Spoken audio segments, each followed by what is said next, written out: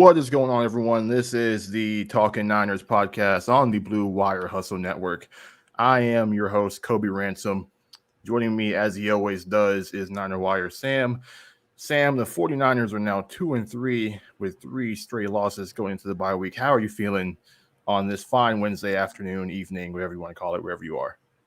Well, first of all, I got to say, that intro vid, we got the graphics up. Way to go, Kobe. Everyone who's watching, give Kobe a round of applause for that, making the podcast look sweet on the YouTube side of it. But I'm doing great on this Wednesday. Cannot complain whatsoever up here in Syracuse, New York. Niners 2-3, got some things to fix. Hopefully we can fix that. We're going to talk about what they have to fix, recapping the game, going into the bye. Going to be an interesting week for the 49ers to see what they can do. So let's get into it. Let's do it. All right, and let's go ahead and jump into this game. First of all, the 49ers played the Arizona Cardinals on Sunday in Arizona, which was their second home for the most part of the 2020 season. So some familiarity there, but nonetheless, it was a road game. And the 49ers fell 17-10. Cardinals move on to 5-0. Niners are now at 2-3. Sam, let's start with the game as a whole, and then we'll focus on Trey Lance in a second. But from the overall game, what were your takeaways from the loss on Sunday? Yeah, honestly, I actually think even though we lost this game, we did not score that many points. I think this team played relatively really well. And we'll start on the defensive side because I think the defense played a phenomenal job. The Cardinals have had one of the most high-powered offenses this year. You look at all the points they've scored. It's been ridiculous. I think they were second to Buffalo. And I think I saw this last week. They were second to Buffalo in the point differential, and Buffalo played Houston 140-0. So definitely a high-powered offense. They beat Tennessee like 38-6 or something like that. Put 37 up on the Rams. I forget who else they played, but they've been scoring a lot of points this year. To hold them to 17 points is phenomenal. And the big thing, I think, and this is something that the Niners did against Philadelphia with Jalen Hurts. They got a mobile quarterback in Philly, mobile quarterback in Arizona. They were able to handle both Murray and Hurts really well. So now you're seeing this trend of a thing that we struggled significantly with under Robert Saleh. Now you got DeMeco Ryans there. We've been able to handle the mobile quarterbacks a bit well, keeping them in the pocket, making sure the damage is not too bad for the 49ers. I really like what I saw from the front seven, making sure they did that. Nick Bosa was out there again, obviously looking great, doing pretty well. I mean, the entire defensive line, DJ Jones, I remember, if I'm being real, I slept through like 20 minutes of the game because I was exhausted. I wake up, DJ Jones gets a sack immediately. Love to see that. So defensive line stepping it up big time. Front seven overall had a phenomenal game. Secondary, there's some things to work on right there. I think the big question for me in the secondary is why is Deommodore Lenoir not playing? He did phenomenal week 1, week 2, and we haven't seen him much since then. Preseason as well, did really well. Have not seen Deommodore Lenoir since then that much. And I mean, the secondary, you're covering guys like Rondale Moore, who is an absolute baller of a football player, absolute beast. You have DeAndre Hopkins, who I think is hands down the best wide receiver in football. That's always going to be a tough matchup to cover. But overall, I think the defense did play really well. There were some miscues here and there. I know we had that Rondale Moore ridiculous catch, as I was kind of touching on a little bit, where, Dante Johnson, I think, could have covered it well. But overall, Rondale Moore is a beast of a specimen, beast of a human being. So overall, I think the 49ers defense, the secondary, they could have done better, but there's not much you can do when you're going up against Kyler Murray and probably one of the most, if not the most, stacked receiving core in the NFL. So from the defensive side of the ball, I definitely think the 49ers did a pretty decent job. There is definitely room to improve for the 49ers. I know Dawson just commented, this defense can't win with a turnover. Gotta get those turnovers whenever you can. That's also just good offensive play. The last 3 opponents we played Green Bay, Seattle with Russell Wilson, and the Arizona Cardinals. So all pretty high-powered offenses when you look at that. Now, as for the offensive side of the ball, I think the 49ers did play really well, and I will talk about Trey Lance a bit later. So I think I'm going to let Kobe continue the offense, but overall, I have some things to say about Trey Lance. We can segue into that once Kobe talks, but overall, offense did pretty well. Kobe, you take the floor now. Yeah, defense, they did about as good as they could have done. They're playing against the number 1 offense in the league going into that week, and they only allowed them to 17 points and 300 yards. Defense, once again, not at fault for this game. Defense was outstanding. DeMeco Ryans has been doing, a heck of a job so far through these first 5 games. Even, the one game that was kind of a blip on the radar in, Green Bay, that they still had some moments in that game that were fantastic. You're playing against Aaron Rodgers. Those things kind of happen. The Detroit game, the Verrett injury before then, they were playing very well. So the defense, through these first 5 games has been very good for the 49ers, and definitely one of the positives on this season is that the defense has been able to keep up with their top 10 level play. And there isn't really, like, you hit on a lot of the points there, Sam. The defensive line was fantastic in containing Kyler Murray. He had 7 rushes for 1 yard. That's about the best the Niners have done with a mobile quarterback in I don't know how long, maybe forever. But I mean, they've done a good job this year overall. I think but that was the best they've done. I will say last year, week 16, we did handle Kyler Murray really well, but it's never been a consistent pattern. So, I mean, week 7, the week after that, Russell Wilson torched us, I remember. This year, you have 2 straight games. Well, not 2 straight games, but 2 mobile quarterbacks that you faced. I would say the defense handled Russell Wilson pretty well, too. No, they did. Yeah, that's kind of the point I'm making is they really, so far, everyone, even Jalen Hurts had his moments, in the read option, but for the most part, they held him in check, too. They've done a really good job. Most of his yards came off one play. Yeah, in that big run that ended with the Jimmy Ward penalty in week 2. But no, I was talking about the most of Jalen Hurts' passing yards came on that one play to Quez Watkins, but still, most of them came on most of his yards came on 1 or 2 plays. So Niners defense, really good so far. But now you focus on the offense, and now we can kind of transition into Trey Lance.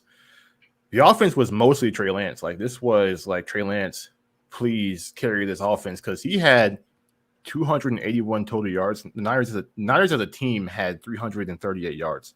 So Trey Lance was responsible for 281 of the Niners' 338 yards. That's ridiculous. Like, he was basically the entire offense. Going into this game, you would think they'd run the ball. They did run the ball, but a lot of it with Lance and not with the running backs. Mitchell was, the leading rusher out, not counting Lance with 9 rushes, 9 carries. You would have thought that maybe you would have given him more touches. Trey Sermon as well. Why didn't he get more touches? He had a good game against the Seahawks last week, and then he only gets 1 carry, 2 snaps in this game. We'll get into some of the personnel decisions by Kyle Shanahan in a second, but for the offense overall, I think Trey Lance handled himself well, considering the circumstances. I think he played better than you could have expected, considering what he had to do in this game. First play of the game, running for his life, make something out of nothing. Numerous times in this game, extending plays and giving the offense a chance. A lot of holding calls, a lot of undisciplined play, which you don't really expect from a team with a coach heading into his 5th year with a lot of players who have been on this team for some time now.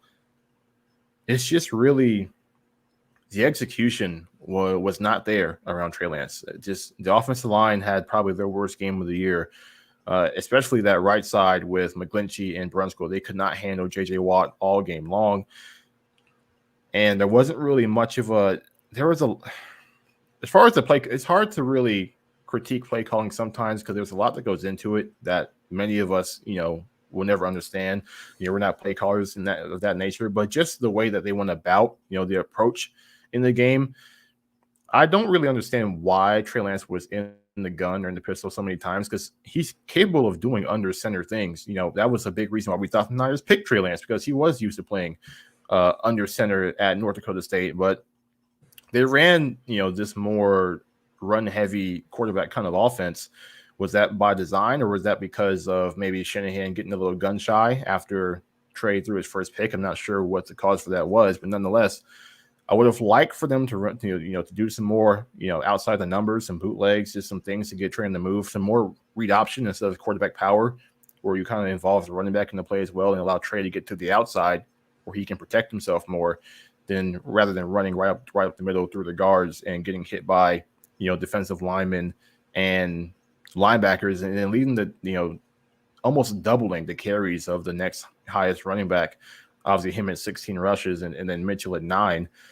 You would have liked to see the running backs get more carries as well. You just would like to see an effort to really help Trey Lance more in this game. I feel like there was a lot on his plate for it being his first start, which, seeing the approach the Niners have taken to this point, and Shanahan saying that, Lance isn't exactly ready to take, the job from Jimmy Garoppolo. He sure did put a lot on, the plate of Trey Lance in this game, considering that was his feeling going in, if it truly was. But nonetheless, I think he had a good first game. I think there's a lot to build on. There was a lot of good plays to throw to Debo late in that game where he was on the move and he throws almost a perfect ball, that Debo snags. That play to Ayuk. He had a couple of throws that were just in perfect location as far as ball placement, allowing his receivers to make plays. But I was encouraged. I think there's a lot to like from that first game, and I think he definitely looks like a guy who needs to be taking the snaps from here on out as a starting quarterback. Yeah, absolutely. I think Trey Lance, I mean, from what I saw, he looked really comfortable out there. I know there's been this narrative that he's not ready yet. He looked pretty much ready during the game. I thought Trey Lance had a phenomenal job. Can he improve?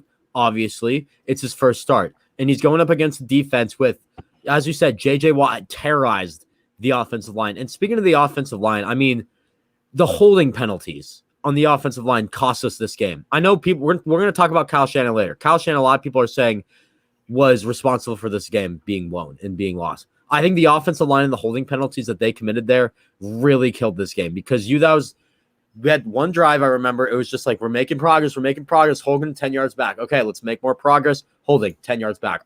Just a continuous repetition of that. There were too many holding penalties. And J.J. Watt and Zach Allen is the other guy. Those two guys did very well against us. And I think that the 49ers need to step it up on the offensive line. I think they were both on the right side lining up because JJ, it was weird how they were lining it up. They were running a 3-4, but JJ Watt was playing on the inside a lot of the time, whereas Zach Allen was on the outside from what I can remember. So overall, I think the right side of the offensive line for the 49ers has to step it up. Brunskill and not Mike McGlinchey. Sorry, I don't know why I was blinking out on that, but those two guys need to step it up. The left side of the offensive line, Trent Williams did a phenomenal job against Chandler Jones. Props to him. That was probably my biggest concern of the game, and he handled them pretty well. So overall, nice job by Trent Williams to handle Chandler Jones. Now, back to Lance. I mean, as I said, he looked comfortable. The pocket presence is my thing for Trey Lance, where he really stood out. That is something that Jimmy Garoppolo does not have. His pocket presence was phenomenal. He could run out if he needed to. And kind of as you said, Kobe, there were too many run plays, in my opinion, for Trey Lance. And I mean, if that's what they want to go with, go ahead, but they just need to execute it better because it seems like they're not getting far with just running the ball with Trey Lance. They have not been all year. Trey Lance is a quarterback, not a running back. We drafted him 3rd overall. No one drafts a running back 3rd overall unless you're the New York Giants or the Cleveland Browns. You're taking guys who both look like busts at this point. One is a bust, one looks like a bust. So, I mean, it's that simple. And, I mean, Trey Lance, I think he can improve, I think. Yeah, absolutely. I think you just got to make sure that he's throwing the ball a bit more, getting guys open.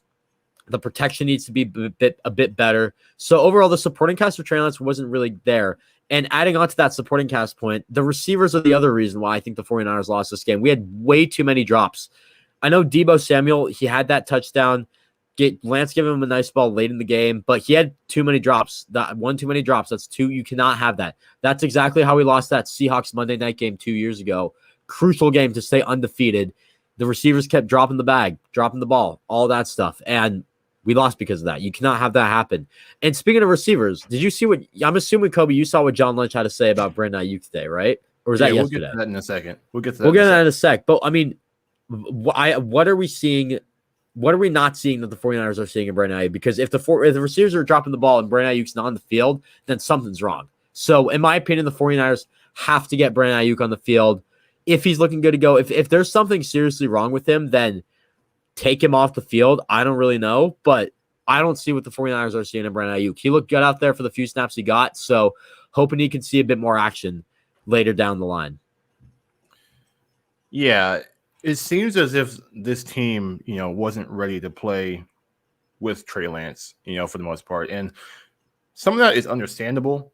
I think Joe Staley touched on it a bit in the post game that, you make a change like this at quarterback and you have a guy who, like Jimmy Garoppolo, gets the ball out quick. He doesn't move a whole lot as far as in the pocket.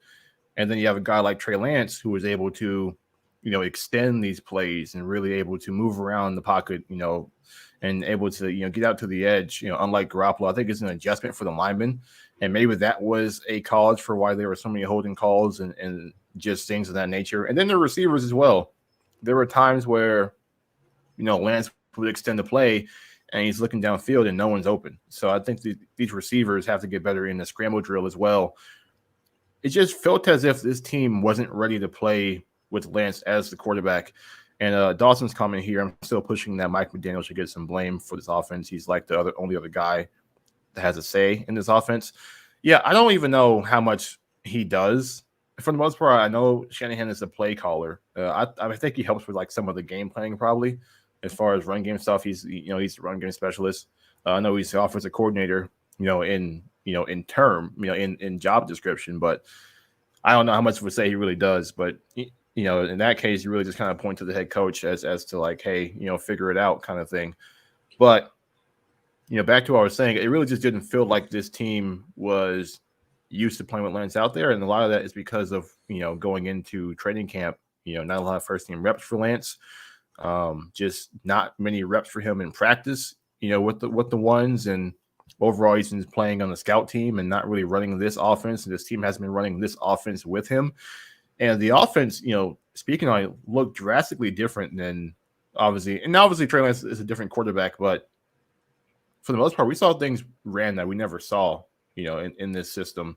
And I felt like there would be some things that like Lance would like be able to perform better on what Shanahan was already calling, because he's, has the arm, and maybe they could, stretch the field a bit more and go deep. And it seemed like they went to just this pistol, run heavy offense kind of thing. And I know running the ball is a staple in Shanahan's scheme, but the way they went about it was not what I expected. Will it continue to be that way if Lance continues to play? Maybe not, but the approach as far as, 9 design runs, and most of them were just quarterback powers right up the middle, to the weak side of the line, so to speak, with McGlinchey and Brunskill getting beat, throughout that game overall. Just the approach was questionable to me, and the players around him didn't play a whole lot better either. The drop passes, the holding calls, just the right side allowing pressure, so many times. But McGlinchey had his worst game of the season. Overall, just Trey Lance did what he could out there. It's a lot to build on. Obviously not perfect. There's some the interception on the first drive, some inaccurate passes. Some passes got batted down. Some of that may be because he was staring down receivers, or maybe just wasn't able to be able to fool a defense with his eyes, which is things that he'll get better at over time. But he did enough to win this game, and I think the people around him on offense didn't give him a whole lot of help. Yeah, I think Trey Lance definitely should. The 49ers, I think, should have won this game. It was just those small little mental errors. The holding penalties, I think, really are the mental errors. Physical errors, drops. Even though I think the mental errors, just from a sports standpoint, mental errors like holding penalties are a lot more costly than the drops. So at the end of the day, I think you can put more blame on that. But I want to bring up the Mike McDaniel point. He was the run game coordinator before, as you said, Kobe. Maybe that's why we're running the ball so much. And yeah, I think you definitely have to put some blame on him. No one's really talking about that, but that's a great point, because he has to say this offense too. There's no, if he didn't have it, if we put all the blame on Kyle Shanahan and not Mike McDaniel, then it doesn't really make sense, because both guys have a say in the offense. Kyle Shanahan should be the offensive coordinator if we're not going to blame Mike McDaniel and see what he's doing. So overall, I definitely think that the 49ers, the offensive play calling, maybe they just got to get used to Trey Lance a bit more. I know it's new, but you should have a game plan for Trey Lance when he comes in the game, because I think at this point we all know that he's going to start at some point this year full time when Garoppolo's healthy. He started this week because he was hurt. I know John Lynch said today that this is still Jimmy Garoppolo's team on KNBR as well in that same Ayuk interview. So I think you have to look at this team and say Trey Lance. You have to have a game plan for Trey Lance and Jimmy Garoppolo, and going in the future, you have to have the guy starting who's going to help this team win more. Personally, for me, and I think for most people, that's Trey Lance. He played phenomenally on Sunday for where he's at right now. But overall, I definitely think the 49ers, some of the offense needs to change with the play calling and all that. There's a lot of little things that got to change with that. Yeah. All right. Let's start looking at the bigger picture of this start. And let's kind of get into just what exactly is the biggest reason this Niner team is 2-3 at the break, because, obviously going into this season, I don't think I gave a real prediction, but I can tell you I did not think 2-3 at the bye week was going to be what we were going to have to discuss going into, week 6. So I'll start with you, Sam. Where has this team really fallen short the most through these first 5 games? Well, I'll just start off with my prediction for the 49ers going into the bye at the beginning of the season was 3-2. The only thing I had wrong was that I had us beating Seattle instead of losing to them. So, I mean, it's one less game, 2-3 and 3-2 at this point of the season. It seems like a pretty drastic drop. And considering our only wins are against the Eagles and the Lions, that's not saying much. And those two teams gave us a challenge too. So that's really not saying much. I think the things that have to change, I mean, there's a lot that has to change, in my opinion. I think we're getting too cute and conservative with play calling and just play on the field in general. I think right now, this is still a team that runs the ball on 3rd and 10.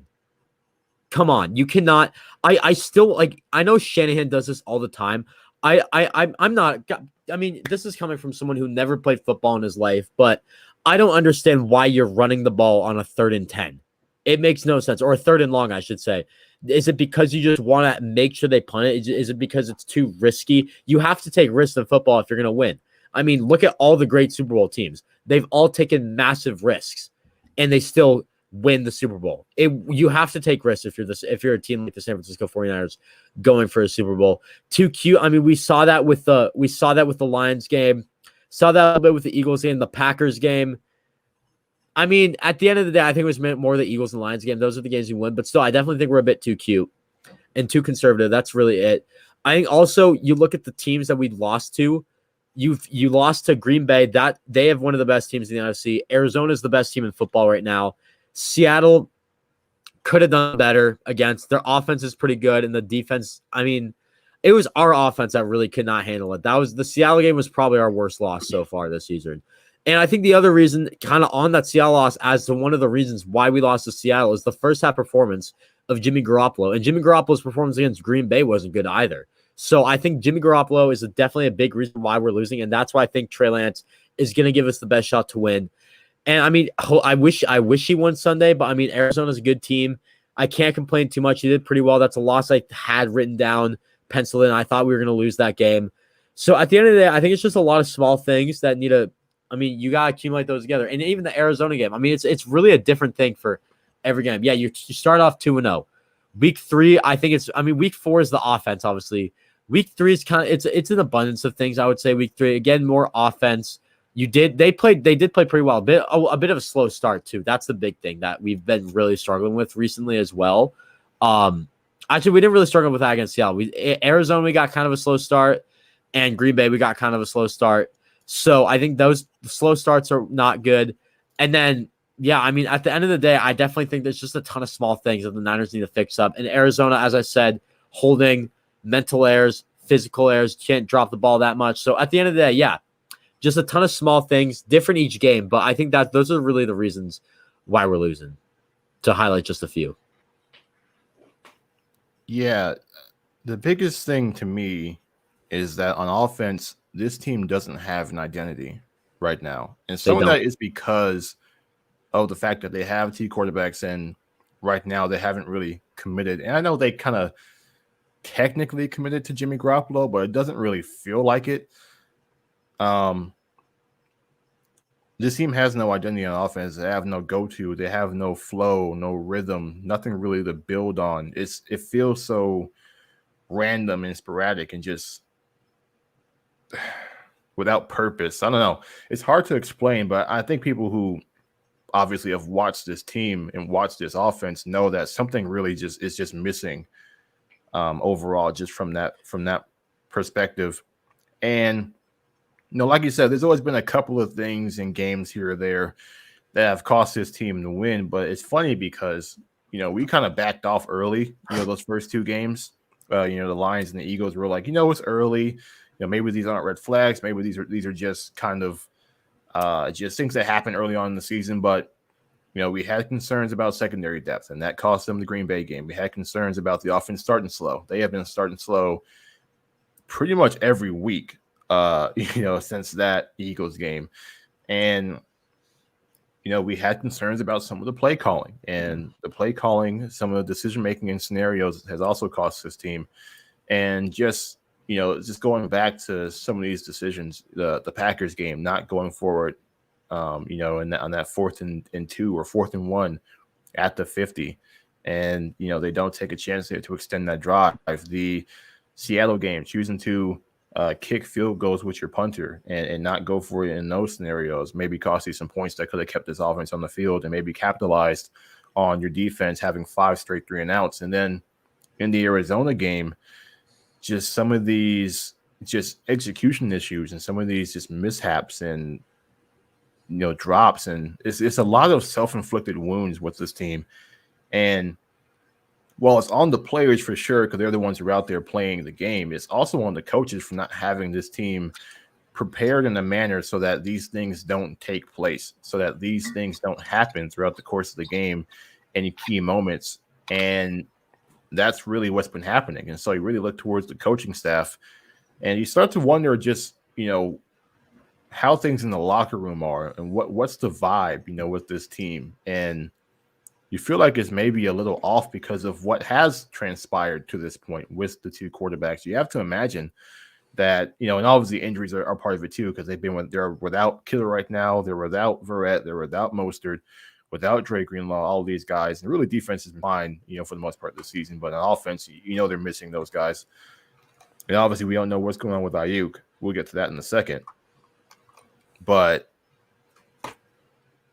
there's so many miscues, and it's like and just talking about just the distraction that may have been keeping Jimmy Garoppolo around, and then bringing in Trey Lance, and like just doing, and then discussing the 2 quarterback system, and having them both play in that Raiders game and both swap out in practice, in those kind of spurts, and then maybe just that distraction and just the fact that there really is no commitment to either guy at the moment. It makes things tough for this offense as a whole because they don't know what to really expect and, don't have a group they can really improve upon just, week in and week out, because there's always a change somewhere. The personnel groupings, Sermon, they put so much capital into him and they don't really use him much. The only time he played was when there was no one else to play. That's the only time Sermon really plays.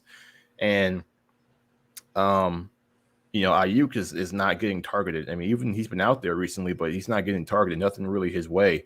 You're playing guys like Travis Benjamin and Mohamed Sanu over him.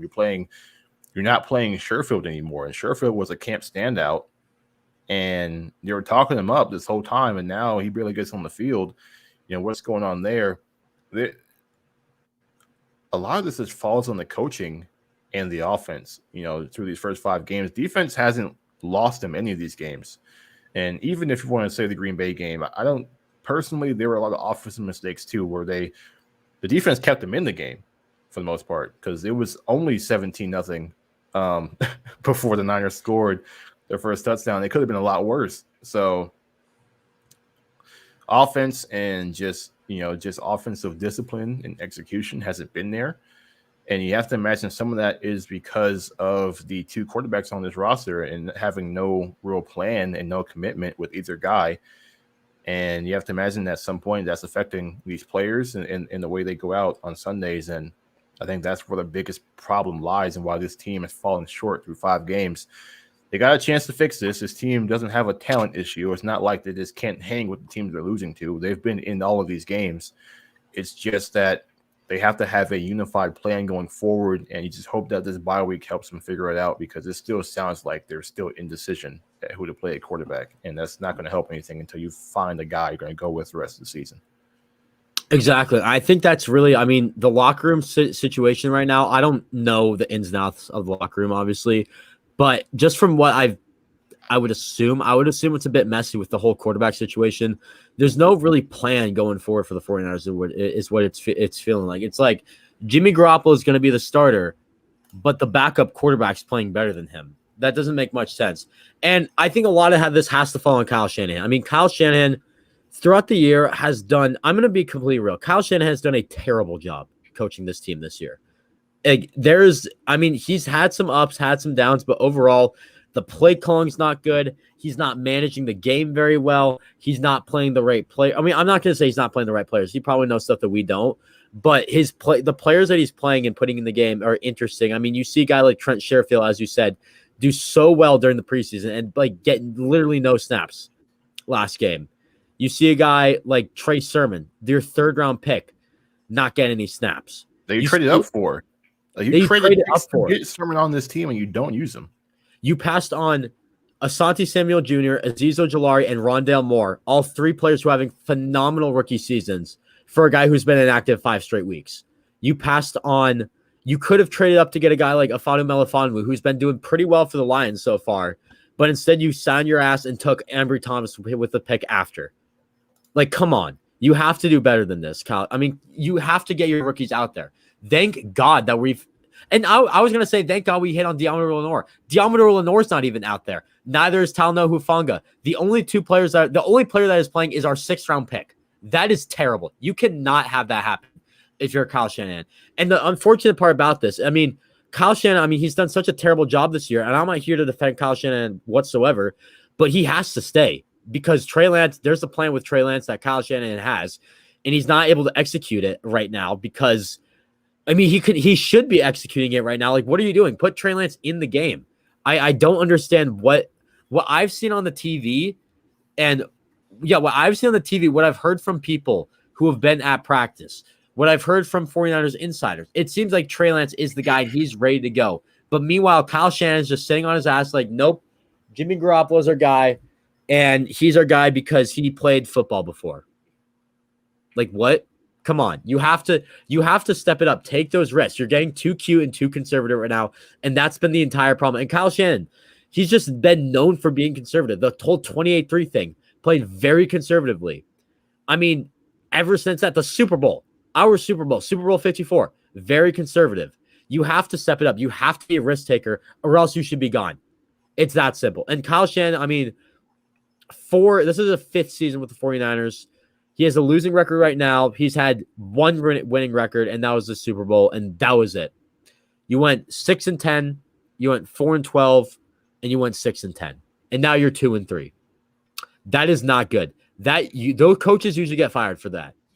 And now we're here. Kyle Shanahan's back, and he's gonna have to stay in 2022. But if he keeps this up, Kyle Shanahan should be gone by 2022. It's that simple. And I just one last thing. I know I'm getting like way ahead of myself right now, but I have to let this out. I mean, Kyle Shanahan's did an absolutely terrible job this year. Yeah, I mean, the team is 2-3, and that kind of starts at the top. And the top right now is Kyle Shanahan. There's things that he needs to improve upon. But a lot of this, like I said, is self-inflicted wounds. And now let's hop into Brendan Ayuk. That's another, big question mark is why hasn't Ayuk been utilized? Like, he's been out there. I see him out there, quite a bit, but there's been no real plan to get the ball in his hands at all. And there was a big plan to get the ball in his hands last year. I understand part of that was because of Deebo Samuel and Kittle being hurt, but at the same time, we saw so many plays, touch passes, screens, end arounds, and just things of that nature, slants, just getting the ball in his hands and letting him go. We saw a bunch of that last year. Why don't we see any of that now? And we're getting these just like comments like, oh, he's got to take the next step, or he just hasn't, developed the way we. What's the quote? Hang on, I'm sure I can find it. It was said recently. Can I just say something while you find that quote that I kind of just realized? So let's look at the 3 offensive players that have looked good in camp, have had high expectations, and are just not getting snaps. Those are Brent Ayuk, Trey Sermon, and Trent Sherfield. And what happened once all those guys got first-team reps? Who was the quarterback for that? Jimmy Garoppolo. Jimmy Garoppolo has not looked good this year, and I wonder if Jimmy Garoppolo is making those guys not look good this year as well. And if the 49ers think that Jimmy Garoppolo is not I don't know what's going on in practice, obviously, but those are 3 guys that it's mainly Sherfield. Sherfield's was working with Lance, looked phenomenal. Now gets the first team reps and starts losing snaps with Garoppolo. So it could be a Garoppolo thing. Now that I think of it, that the 49ers, as to why the 49ers. I mean, it's a bit of a reach. If there was a game to play Trent Sherfield, it would have been this game with Lance, because I actually thought that he might get more snaps because he had a rapport, but he had a connection with Trey Lance throughout the entire training camp, and he didn't get any snaps. So that's not the reason either. It's just Kyle's not playing these guys. So the quote was from John Lynch today on KNBR. he hasn't made the strides we expect him to. What strides? I don't know what exactly, and it has to be something that's not on the field, because on the field, when he gets his few opportunities, he looks good. And right now, this team is 2-3. Offensively, they're getting yards, but they're not scoring. You need to get the ball into the hands of your playmakers. Like, so many, it just feels. I feel like it shouldn't be this difficult. Like, you got, like, I know Debo's been the only weapon really that they've tried to get the ball to, and you have more on this offense than just Debo. Like, Ayuk is a baller. Like, every time he makes a play, the one-handed catch while holding off a defender with his left hand, like with his right arm, and he catches one hand with his left hand, and then gets 15 more yards afterwards to get a first down on 2nd and 25. On 3rd and 6, the dime that he catches, like with a defender all over him, on the sideline, he makes a tough catch for a first down on 3rd down.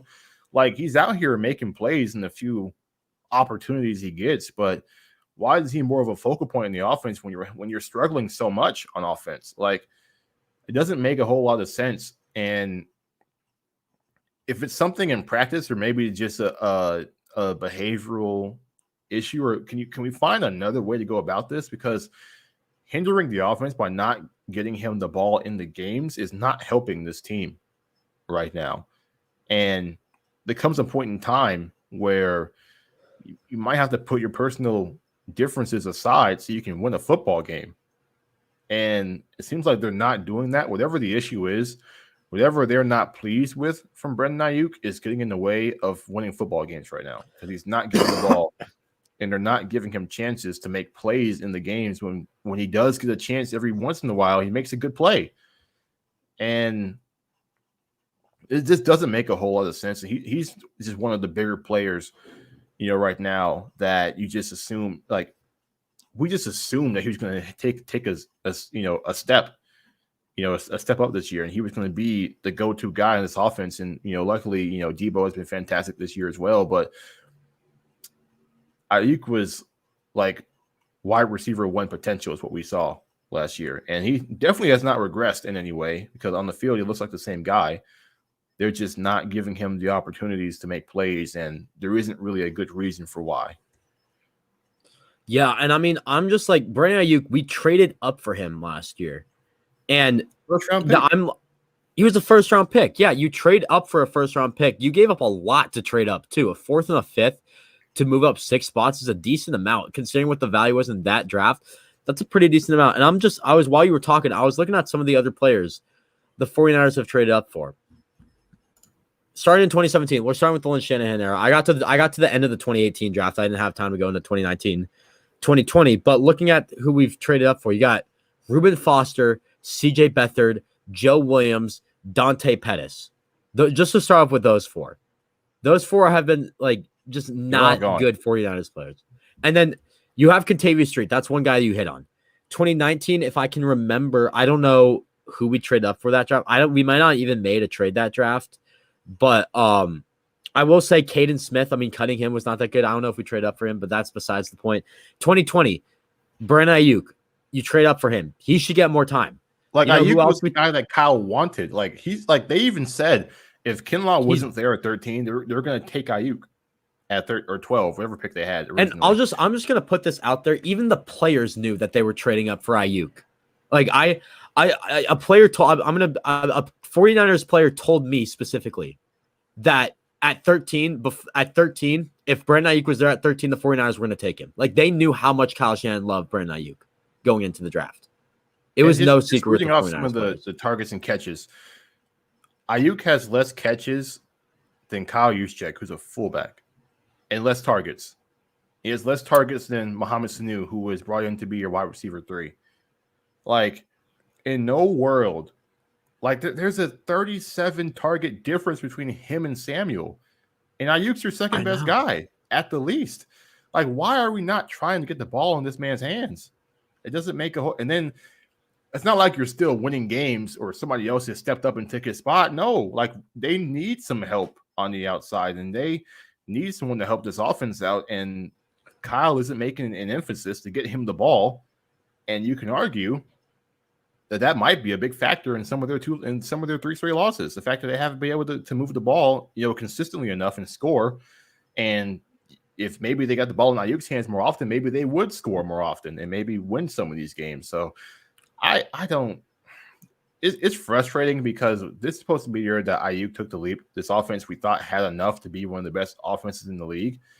And right now they're like middle of the pack.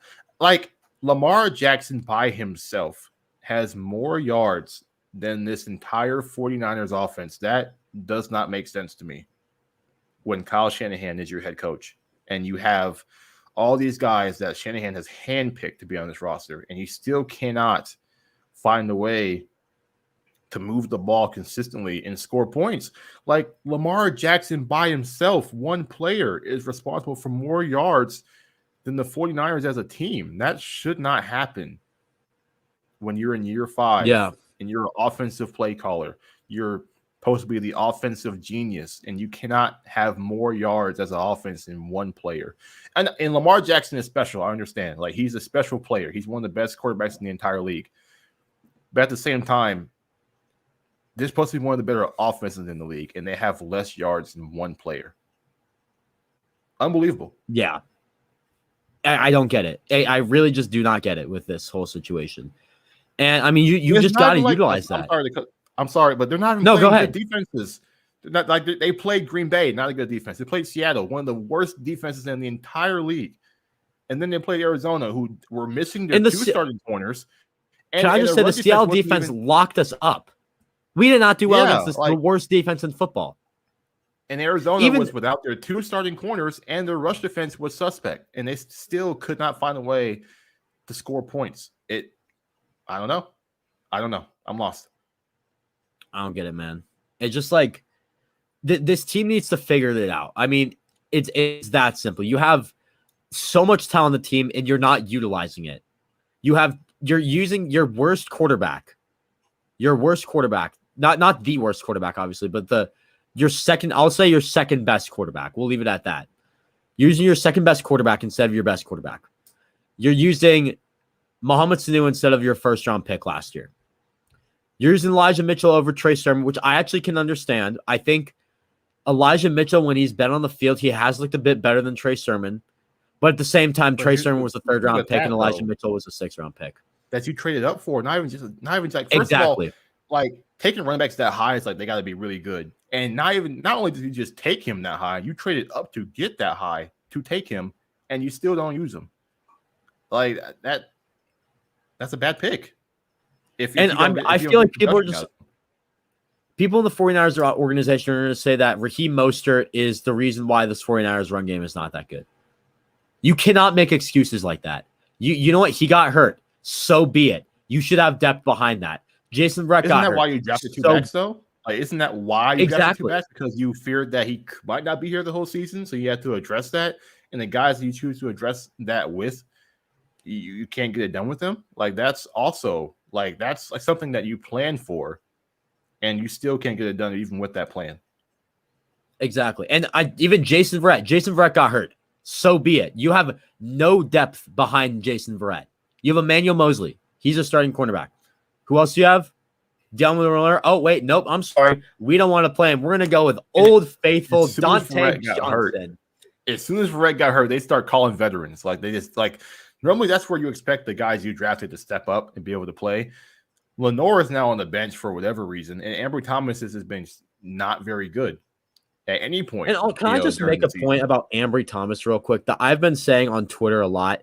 Ambry Thomas was supposed to be a raw prospect, and to take him round 3, you should be able to put him on the field somewhat. The fact that you're not putting him on the field at all, I mean, I'm sorry. The fact that you're not putting your first 4 picks on the field, your first 4 picks on the field, day 1 and 2 picks, you're not putting them on the field. You're in a win now situation. What are you doing? Seriously. Like, if you're not putting your first 4 picks on the field, you already just screwed the entire draft for yourself. I don't care how well the 5th round picks, the 6th round picks do. You just screwed the entire draft for yourself. If your first 4 picks are not going to play your entire season, it does not make any sense. You have to get those guys on the field. And if you miss, then too bad. You should not have a job. It's that simple. But I'm not blaming just Kyle Shanahan. John Lynch has a ton of responsibility for that. I mean, everyone has to step it up. I just saw Grant tweet out whatever the Ayuk tweet was. He hasn't made the strides that we need him to see. Grant Cohn, neither of you, John. He hasn't. You have to make sure you hit on those picks if you're in a win now mode. And the fact that none of those are playing means you already screwed up your entire draft. I mean, they drafted Aaron Banks, a guy who they knew didn't fit their scheme at the time. They're hoping to convert him into a guy who fits their scheme. Hasn't worked. So he's a healthy scratch. Embry Thomas, didn't play for a year. And you bring him in, and all of a sudden he's just not panning out the way you would have hoped. But yeah, I mean, your first 4 draft picks are guys that, and not all your draft picks are going to be guys who contribute day one, but when none of them, when none of the guys you picked are able to help this team, and your team needs help in some of these positions, it's a bad look. But all right, enough ranting. We think we did just about everything on here. We got everything out. Yeah, let's get to the last topic. Can I also I'm going to say one last thing about this. We're all, why Kyle Shanahan is to blame a lot more? Because we're writing about the offense and not the defense. Kyle Shanahan's an offensive guy. Yeah. The offense should be doing better. And we're not writing about the defenses. Look, the defenses looked what I thought the defense would look. I mean, you have a stacked front 7, secondary, meh. They've been decent, if I'm being real. I mean, Dante Johnson, I know we all like to bash on Dante Johnson. He's looked somewhat decent. Not great. Even with our concerns, the secondary hasn't really been the issue. Like, defense has still been fine, even with the injured secondary. But yeah, like you're saying, like, when it's year 5, Kyle, and you're supposed to be held as this offensive genius, the offensive mastermind, and your offense is the reason you're not winning games. And your offense has never looked good, by the way, when you're here. Like, the one time your offense did look good is when your offense was like 2019. Right now, that's the outlier year. That's not the rule. That's the exception. Like, that's not who you are. That's just what happened to happen one of these years when you just lucked up. Like show us that wasn't an accident, that year wasn't an outlier. Because right now you're not doing it. Like, right now it looks like that was a one-off, and you're not the guy that we thought you were. And I'm hoping that's not the case. I'm not calling for his head. Some people are. I mean, maybe this could just be just like a, what do you call it? It's like a one-off kind of year. Just maybe he's just in a slump. I don't know. That's the thing. Is a coach slump a thing? I don't know. Maybe it is. I mean, it's not a slump if it's been going on for, the past 2 seasons, and then a break, and then another 2 seasons. That's not really a slump. That's just like that. That's just like you're not a good coach. Then you get a quick hot streak, and then you fall off again. It's so hard too. It's hard because the first year you don't hold him against him because it's a rebuilding year. Second year, Jimmy tears his ACL. He's gone for the whole season. 2019, your first full season where you have your quarterback, starting the entire season. The majority of your roster stays healthy, and you go 13-3 into a Super Bowl.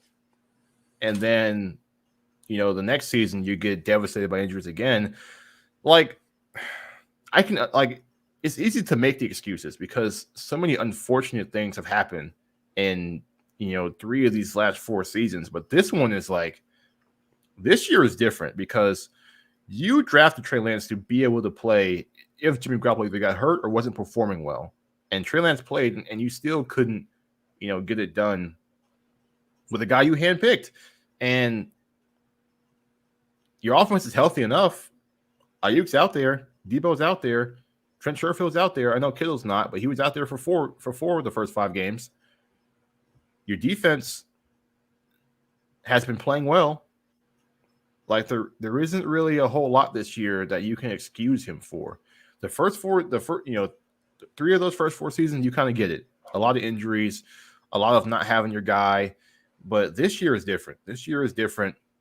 They got to find a way to turn it around. All right, let's get to that part. How do they right the ship, going forward? We're at the bye week now.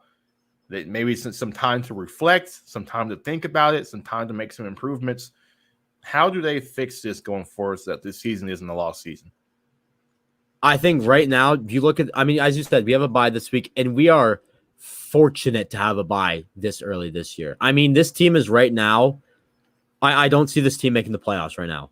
I think you need to have this bye to make sure that let me rephrase. I think this team can still make the playoffs, but the way this team is playing right now, this team cannot make the playoffs. I think you need this time to reflect, and this is it's a big reflection week. Right now, after this, you have Indy, who I know Indy's struggling, but still it's a primetime game. Indy has a decent defense. It's still a decent game. Chicago, they're all right.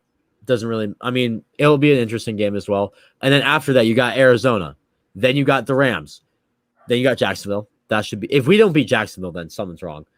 And then you got, I mean, the schedule is just like it's a bit of up and down. Minnesota's not that great after, so it's nice to have a bit of reflective time and just look for it. And I think the best thing you need to do is just look at what you have right now.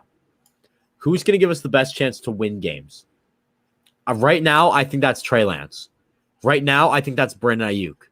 Right now, I think that's Deommodore Lenoir. Trey Sermon, I think you should get him in. Doesn't need to be the workhorse, but you should get him in a little bit. He's going to give us a good chance to win games. And I also think it's a good week to reflect on. We were talking about it a bit earlier, like who are the guys that have been really struggling this year? Aaron Banks and Ambry Thomas are two guys. I think it's a good week to maybe reflect on that. See what you can do to help those guys out. See if you can develop any of your guys, because we're going to need some guys to come in and step it up soon. So at the end of the day, I definitely think it's really just looking at what's going on. What can I do better to be a better coach for Kyle Shanahan and for all the coaches, actually? How can I coach better? How can the coaches coach better? How can the players stop their mistakes? They've made a few mistakes. I know last week, as I said, holding penalties, drop balls. How can we fix that? How can we fix the mental errors here? Injuries, how do we deal with the injuries? We still don't have Kittle back. Obviously, you have Jason Verrett out for the year. That was week 1. We should have figured that out by now. If we haven't, then something's wrong. But Kittle's out for a bit. Garoppolo's out for a bit. I think that's an easy fix. You obviously put in the better quarterback in Trey Lance. But I think it's just really a reflection time of what's going to give this team the best chance to win going forward. I think that's the best thing for the bye. And you need to sit back, take some reflection time. And the bye week, in my opinion, is bigger for the coaches and the players, because I think coaching has really cost us this year. The play on the field's been, not phenomenal. It's been decent. Defense has been phenomenal. Offense has been meh. But the coaching has not been good. I think it's really a big week for the coaches. Just look at what they have, what they can do better to win, and what to do with this team moving forward. To right the ship, the first thing that needs to happen is committing to Trey Lance.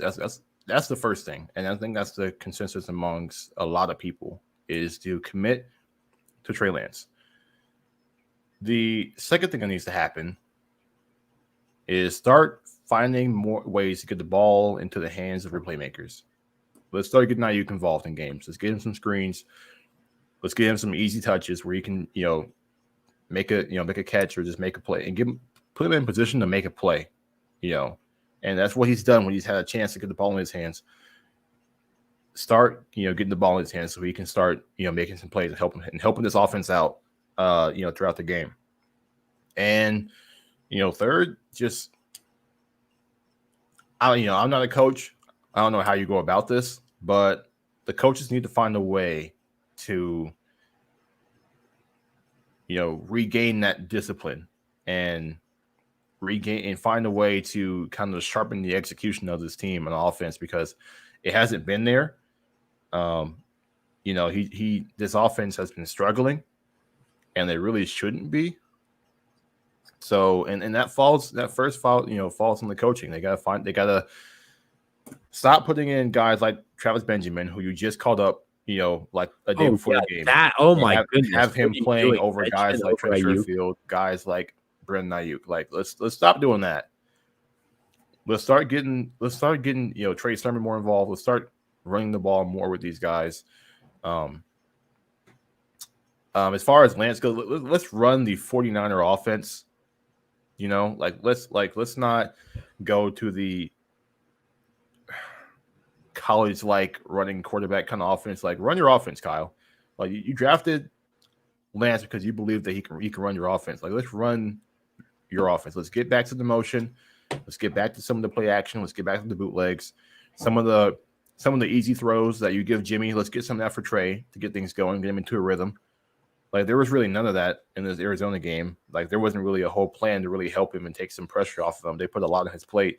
Let's kind of like, let's try to help him out a bit more. If you do, when we do decide to start Trey Lance as the guy going forward, and defense has been fine. Like, I have confidence in the defense right now. Like, defense hasn't been an issue. It's really just the offense and the coaching of the offense and the execution of the offense, and really just the offense. So offense has to get fixed, and for that to happen, you got to commit to a quarterback, and that quarterback should be Trey Lance, for multiple reasons.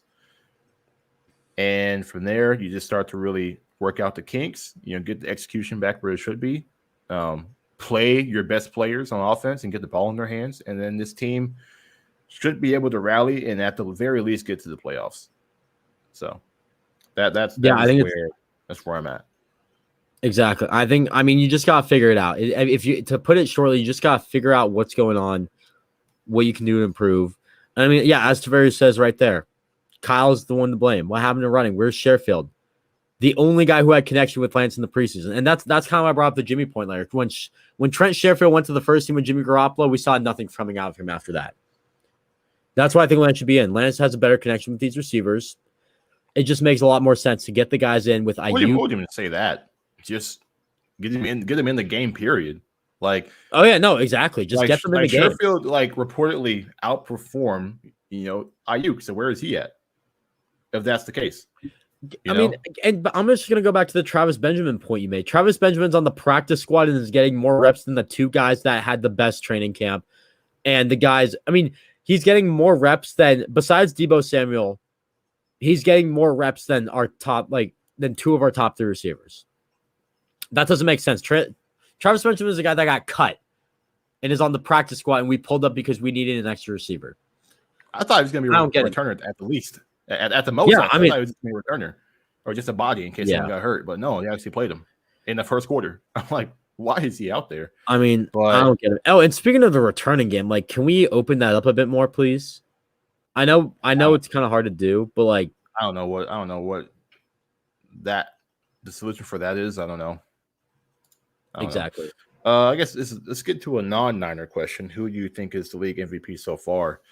That's hard because there are. I think it's going to be a quarterback, obviously, but I don't know which one because Josh Allen's playing well, Herbert's playing really well, Lamar Jackson's playing really well, Kyler Murray's playing really well. I think I got to go with it's between Josh Allen and Kyler Murray. I think I would probably go Josh Allen. You know who? Justin Herbert. It could be Dak Prescott as well. Oh yeah, Dak's playing really well too. I forgot all about the Cowboys have been playing really well.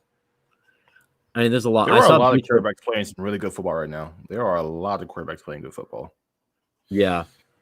Wait, let me look at this. BR. I know BR Gridiron tweeted something out that they said the one thing that shocked me was they said Mac Jones Offensive Rookie of the Year.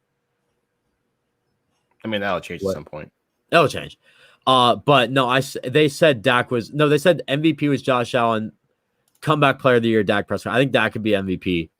At the end of the day, I think you're looking at Josh Allen probably as the MVP. Rookie of the year, I think I'd go with Jamar Chase at this point for offense. Defense. It's funny, the talk before regular season. Oh, he can't catch anything. He's not going to make it. And I know. And then he stepped it up. Someone cracked. Now he's the best rookie receiver. What? That's what happens when you trust your first round picks, Kyle Shanahan. They step it up. That's Kyle not like Ayuk's approach to how he wanted to return punts. I don't think that's it. I don't know what Ayuk did. I don't know if maybe he just left the front door open or something, or maybe he just forgot to let the dogs out. Maybe he, like I said yesterday, maybe he called Shanahan's hat ugly, or maybe he said Lil Wayne is trash. I don't know what Ayuk did. If he said Lil Wayne's trash, then I think he deserves to get benched. No, come on. I can respect Kyle Shanahan's decision for that. But yeah. All right. I think that'll do it for us. Yeah, Lance That's for all MVP. I got. Yeah. I mean, we let it. We hope the Niners make the wild card because if they have to play that, Nickelodeon wild card game, that means they made the playoffs. So I'm down with that. And only one player in NFL history has won the MVP, and that's Mitch Trubisky. So if Lance is the second, I don't know how That's you some don't. elite company right there. That is elite company. Only two guys to win it, and Lance would be one of them. That would be insane. I mean, at that point, he's a Hall of Famer. I don't know how you can dispute that. But yeah, that's all I got. We let it out. We let it all out. Kyle Shannon better watch this. I know the people who upset, the people are upset about this team. I don't understand why this team is not performing to the level that any of us wanted to, any of us expected. So this frustration and this aggressiveness towards this team is warranted. And I hope that no one has a problem with this because we're 2-3. Like, who should be happy about us being 2-3? Hopefully, no one. But yeah, we had to let some thoughts out. Just kind of say what's on our mind. Next week we'll get into the pregame. We'll hear more news on which quarterback might be playing, or maybe we won't. We'll see. Kyle is known to be a liar at these press conferences, but we're going to get out of here. Make sure you guys, if you're watching the YouTube channel, you've seen the thing, the entire episode. If you haven't liked and subscribed yet, I don't know what you're doing. It's been top right of your screen the entire time. Let's go ahead and do that, please. Hey, Kobe's almost at 100 subs. Let's get him to 100. Yeah, I'm at 88. So if you're watching on Sam's channel, just go ahead and hop over to my channel. Just if you're on Kobe's channel, hop to my channel. I've been losing subs for some reason. I don't know. He doesn't need subs. I do. He doesn't need them. I do. No, I need subs too. Let's give me the 500. Well. Make sure you sub to Sam as well if you haven't done that. As far as the podcast goes, if you would like to catch us live, our YouTube channels are in the description of the podcast episode. You can find those there. Even if you don't watch live, just go ahead and hit the sub button anyway, because you do watch Talking Niners, and we would like you to be able, to help us out. And if you help us out, we can help you guys out throughout the year. I'm trying to think. Maybe I might do a giveaway at 100 subs just to make it a little more enticing for people. Won't be anything big, but you get something free. I mean, I'll think about it. But yeah, make sure if you're listening to the podcast, make sure you subscribe and follow. And if you're on Apple Podcasts, make sure you rate and review. Give us the good old 5 stars because we are 5-star quality. Anyway, that will do it for us. Thank you guys for follow our Twitter. Follow us on Twitter. If you're listening to the pods in the description, if you're watching the show, it's on the screen. So, just that right there. Yeah, right there. All right. That'll do it for us. Thank you guys for watching and listening. We will see you guys next week with a preview, pregame, whatever you want to call it, of the Colts game. And we'll see you then. As always, go Niners. See ya.